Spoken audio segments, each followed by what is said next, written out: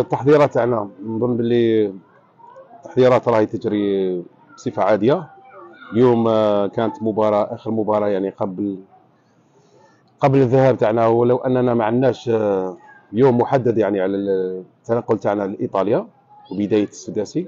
هذا ما راح يأثر على يأثر على المخطط التدريبي تاعنا، خاصة احنا كمدربين ما عندناش أيام محدودة هكذا أو توقيت محدودة باش نحدد فيها المخطط التدريبي تاعنا للاعبين حتى نكونوا في الفورمه تاعنا في السداسي.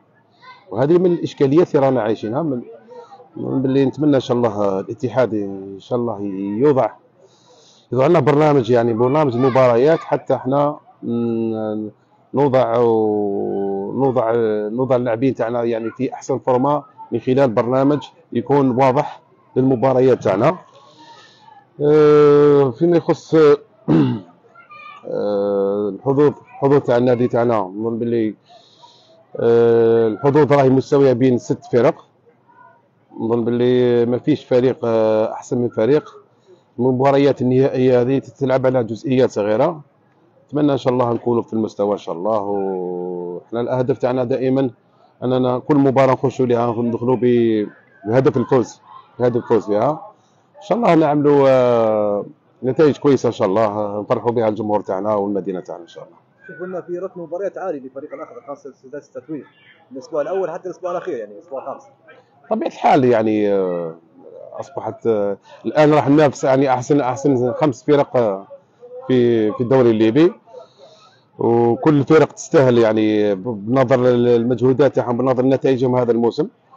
نظن باللي زي ما قلت لك المباريات كلها راح تكون صعبه، صعب التكهن بالنتائج المباريات كلها.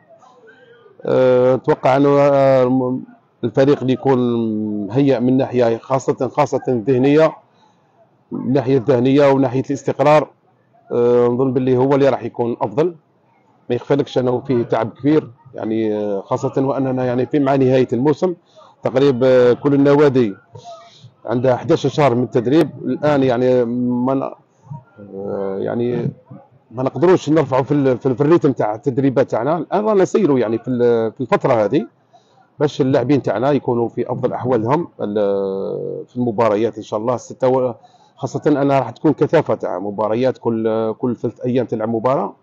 نحاول نسير ان شاء الله الايام هذه ان شاء الله. الفريق اللي يكون عنده ثاني تعداد ممتاز، خاصه البدائل راح ما تكونش عنده مشاكل كبيره. بحول الله عندنا مخطط ان شاء الله نعملوا عليه ان شاء الله. عندنا رؤيه واضحه للتعداد تاعنا وعلى المباريات كيف راح نتعامل معها ان شاء الله.